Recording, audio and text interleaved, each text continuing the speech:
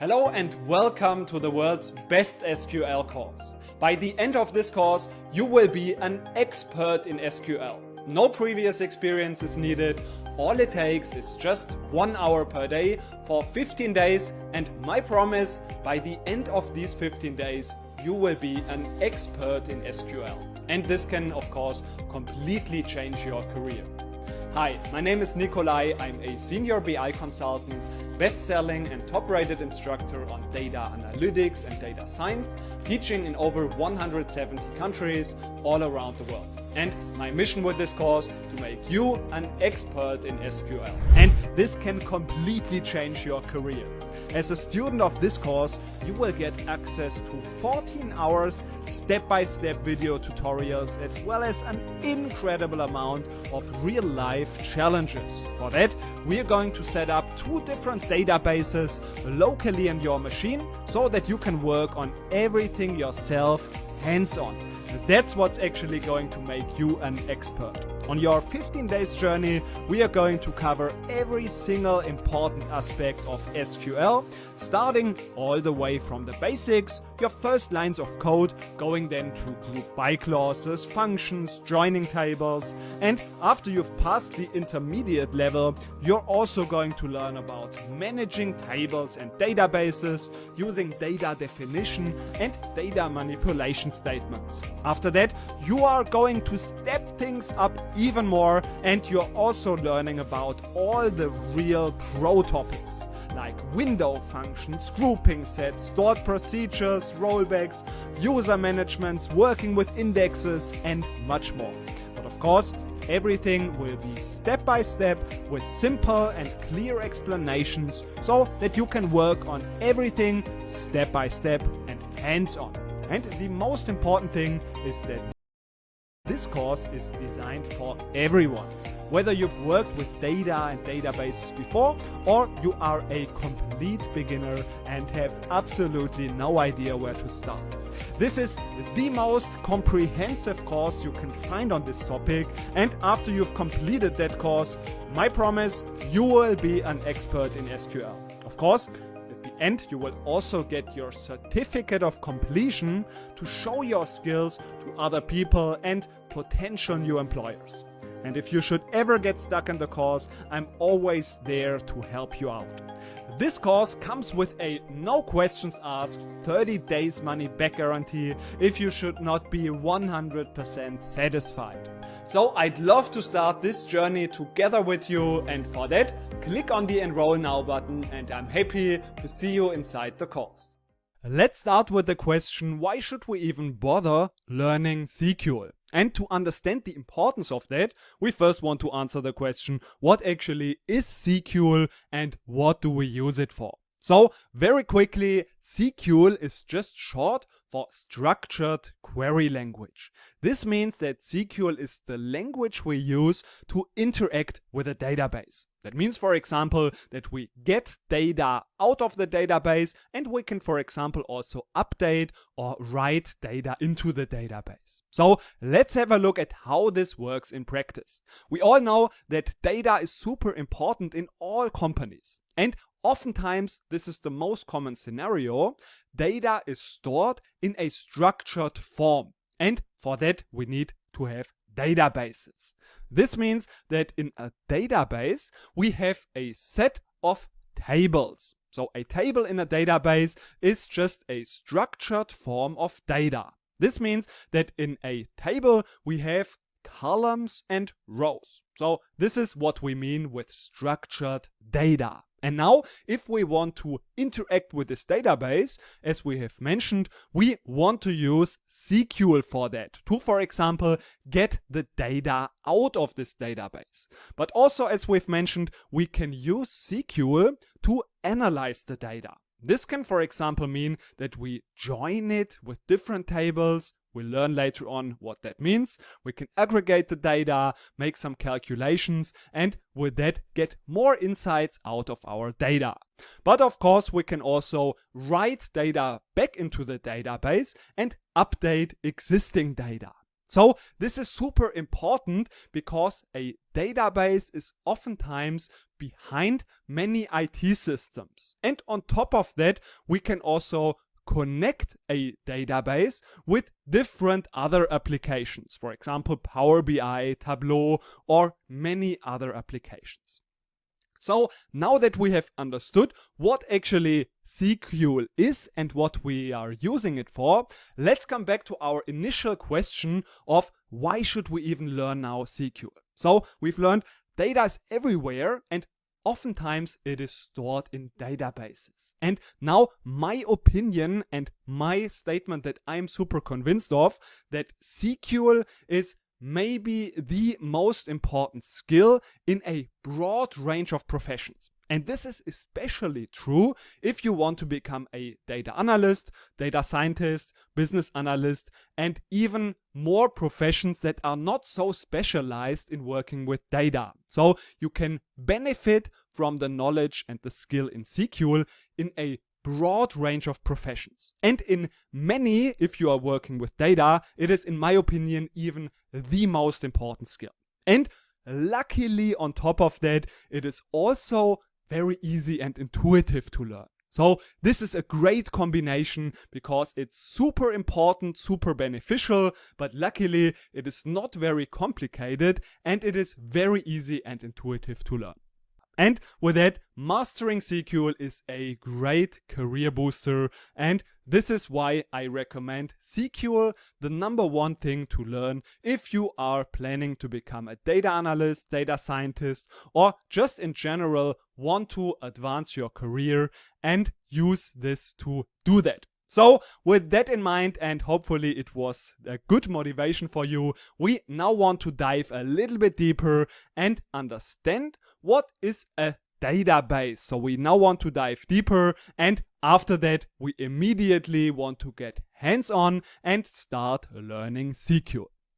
Now let's get started with installing the tools that we are going to need in this course. So this will be one, PostgreSQL, our database management system, and then on the other side we also need pgadmin, our graphical interface. And luckily we can install both of them together in one package. So let's go ahead and jump into our browser where we are going to search for PostgreSQL download.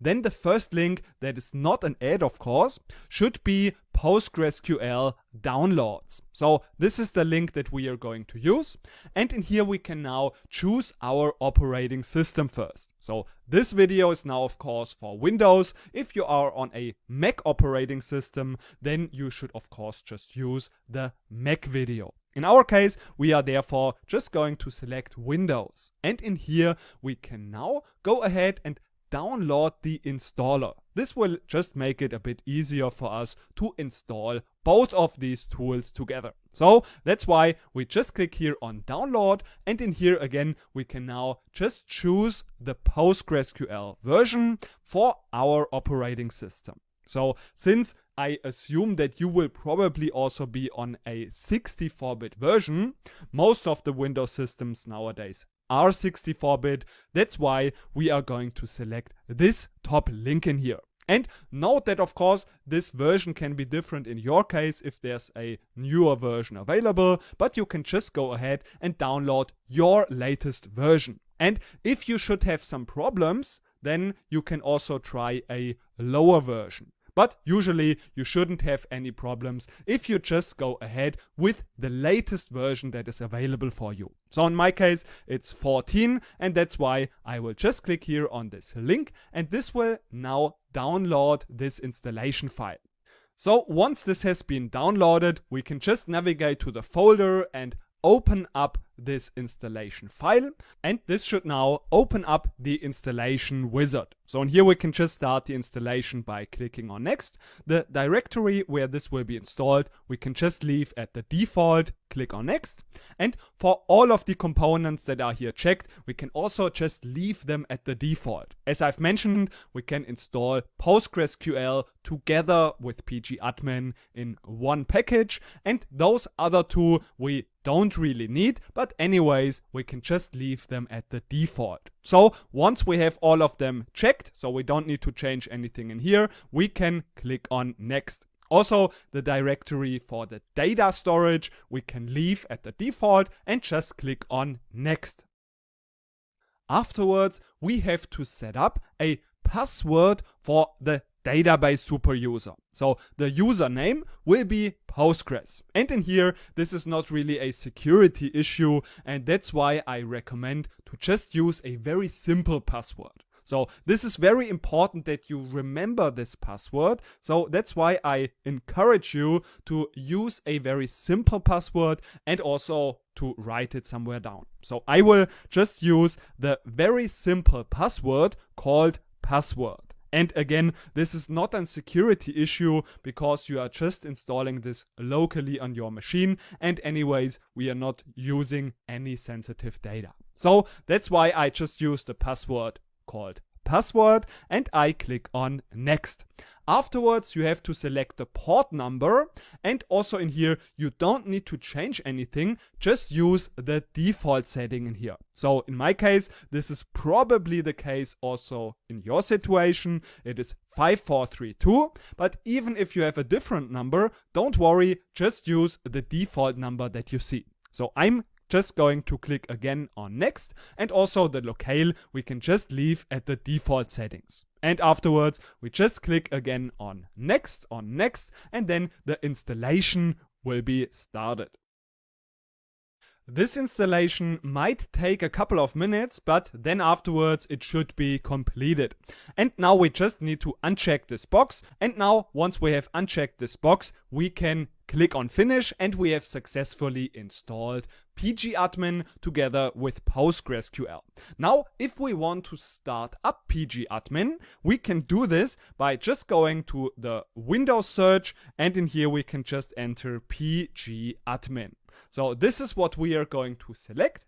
And then this will open up in a new window, and we have to, of course, now enter our password that we have chosen in the installation. So in my case, this was the password called password. So that's what I'm going to enter in here. Then I can just click on OK, and then I will see at the left side those servers. So in here I can expand them, and I will just expand also the latest version because I've installed also some previous versions, but if you don't see them, don't worry. Just click on the latest version that you see, and then once you expand this, in my case PostgreSQL 14, it will show the available database objects. So we don't need to be concerned with all of them right now, but we see that we can expand the database that's already installed, which is called Postgres. And in here we can now also expand the schemas. So we have already talked about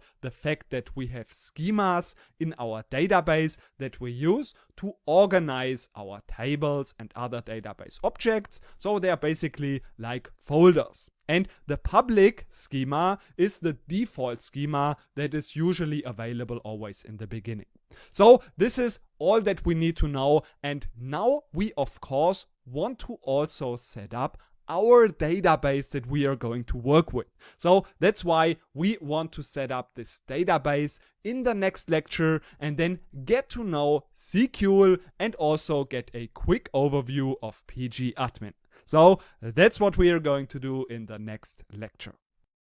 Let's introduce the course project. In this project, you are in the shoes of a data analyst that just got hired by a company that has recently acquired a business called Green Cycles, and this is an online movie rental shop. So this course will be super hands-on and as realistic as possible. So this is why you will play the role of a data analyst, and you have to help this company to operate the database.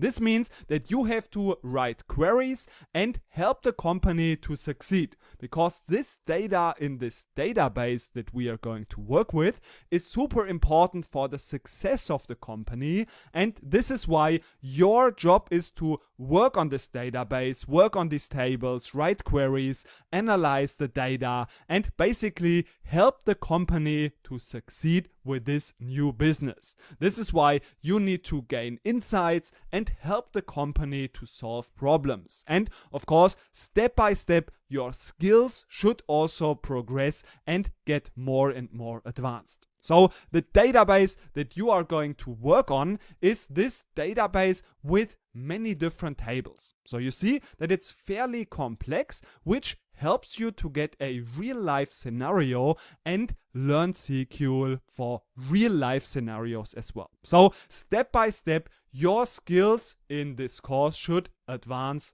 and we will do this in this project where you are going to explore meaningful data, get insights to help the company to make the right decisions, and basically just help the company to operate. And as mentioned, step by step, your skills will become more and more advanced, the queries will become more and more advanced, and you will learn everything that you need to know about SQL and working as a data analyst on this database. So this is now the course project, and now that we have this in mind, we can start immediately with the first SQL statement, and this will be the select statement. That's what we are going to have a look at in the next lecture.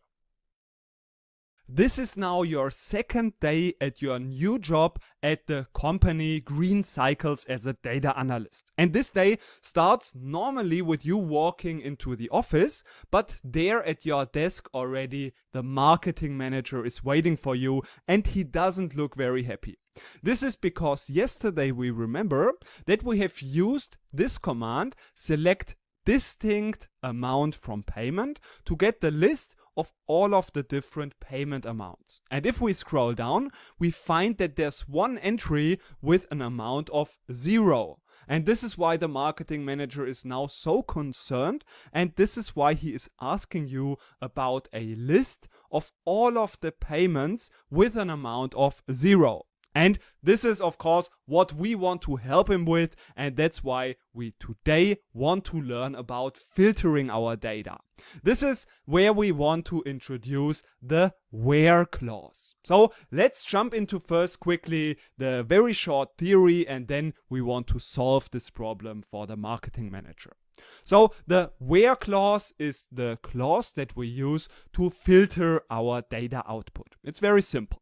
And it always also comes after and immediately after the from statement. Let's quickly have a look at how the syntax looks like. So we just select the columns, and then after the from, we use the where clause with a certain condition, and then all of the rows will be output where the condition is true. Let's have a look at an example. For example, we would like to filter the amount of only this amount, $10.99. This means we can just select everything from the payments table, and then we can filter the amount to the value of $10.99. Very simple. Also, if we want to filter a name, so this means a text string, so if it's a text column, we can again just use the same query, select from the customer table, and then we filter where first name is equal to Adam. And now, since this is a text, we need to enclose it in these single quotes. This is how we can filter also text columns. So these are the very basics of the where clause. Of course, later on in the next lectures, we learn a lot more variations and use cases, different operators and things that we can use in combination with where, but these are just the very basics that we now want to, of course, apply to give this list to the marketing manager. That's why we now want to jump back into pgadmin and solve this problem. So what we want to do, we can first just query again select star from payment, just to get again an overview of the table. And in here we see now that we want to now filter this data. So we want to filter that to the column amount, where amount is equal to 0. And then if we execute that, we now get a list of all of these values. And now if we don't want to scroll down, because maybe it's just a lot of rows, and we just want to know how many payments have there been, where the amount is 0, we can also just again combine it, for example, with count star, and then we can count how many payments have the amount 0. So if we execute that, we see this is now 24 payments where the amount is 0. Of course, if we want to, for example, filter our customers, so if we want to filter some text, we can just again use the name, so first name, from the customer table. And now if we want to filter the first name and we want to search for Adam, for example, we can again use these single quotes because it's a text that we want to filter by. And then we can say Adam and we can execute that and see first name. Of course, if we now also want to see the last name, we can also include the last name in our search. So these were the basics of the where clause. And in the next lectures, we learn a lot more variations and things that we can do in combination with where, different operators and different use cases. But now again, it's time for you to apply this knowledge and practice this in the following challenge.